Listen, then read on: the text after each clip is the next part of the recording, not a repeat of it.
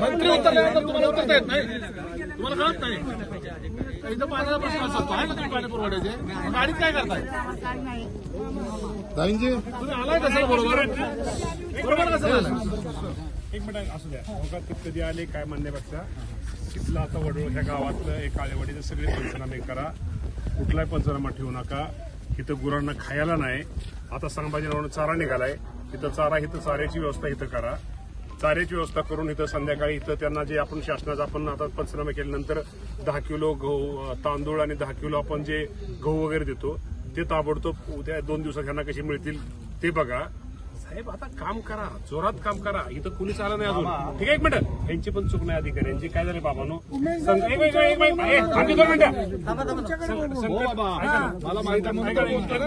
संकट हे सगळीकडे आलेलं आहे. संकट त्यामुळे काय होतं की हे सगळी गुंतलेली एकमेकात, माणसं वाचवायला सगळी गुंतलेली. तुम्ही काळजी करू नका. हे ताबडतोब कधी करणार पंचनामा, मला कधी फोन करणार? वडवळची काळे वस्तीचे पंचनामे केलेले साहेब तुम्ही मला फोन करायचा. महत्वाचं मामा काय आहे, यांना पहिल्यांदा खायचं 3 दिवस मी फोन लावतोय. इथं साहेब तुमचे तहसीलदार हे दोघं सांगतात सगळं पोचलंय पोचलंय का तुम्हाला? काय सांगता तुम्ही? काय पद्धत झाली?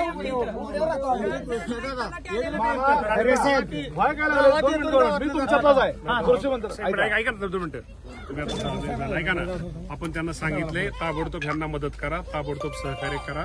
आता ते करतील साहेब तेवढं. तुम्ही पंचनामे आणि लोकांना आता जी आपण जे किट तर द्या, परंतु आपण आता जी आपल्याला गुरांना खाऊ आपण काय म्हणतो आपण त्याला चारा, तो येतोय संभाजीनगरवरून येतोय, ते येतोय ते इथं शिफ्ट करा. ते लोकांना हो करतील ना, सगळे करतील ते करतील.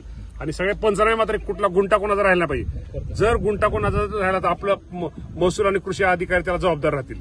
ही गरिबांची वेळ आहे, यांचं दुर्दैव आहे, हे संकट आहे. हे संकट आहे. ह्या संकटाच्या काळी आपण जेवढी यांना मदत करू. आता हे दुर्दैव आहे शेतकरी दृष्टीने ही असं पूर येणं, पण शेवटी आता तुम्हाला संधी आहे पुण्य करायची. ह्या लोकात घुसून सगळ्यांचं ही करा. तुम्ही पुण्य करा, पुण्य वाटून घ्या, आपल्या कुटुंबाला त्याचा फायदा होईल. दादा दादा नमस्कार. मी राम हिंगणे, संभाजी केंद्रे नावाचा सरपंच माझ्या गावात. माझ्या घरावर 20 फूट पाणी या वडवळवाल्यासांना विचारा, मला एक बिस्किटचा पुडा सुद्धा त्यांनी दिला.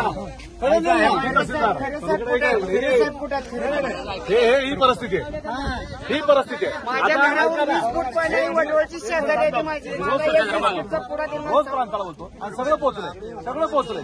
काय घंटाच पोहोचलंय. माझ्याकडे बघा दादा, की संभाजी पुन्हा तुमचं तलाठी सर्कल सांगा आहे का गावात? तलाठी अरे बाबा दमना बाबा, तुझंच ऐकतोय सारखं. तलाठी काय म्हणलं माझा का शेतात म्हणल्यावर तलाठी काय म्हणलं वडवळचा माझा का तिथं येऊन बघणार आहे, नाही तर तुला आत टाकेल असं शेतकऱ्याला दम दिलाय कुणी तलाट्याने. काल दिलाय उचलून त्याला ना उचलून टाकेल. ठीक आहे, आता सांगितली मदत होईल. ठीक आहे मग आमदार साहेब लक्ष द्या. आज भरणे मामा कृषी मंत्री इथं वडवळला आलते. आमच्याकडे आतापर्यंत कुठलीही शासकीय मदत मिळली नसल्यामुळे आम्ही वडवळवाल्यांनी इथं गाड्या कृषी मंत्र्याचा तापा अडवला होता.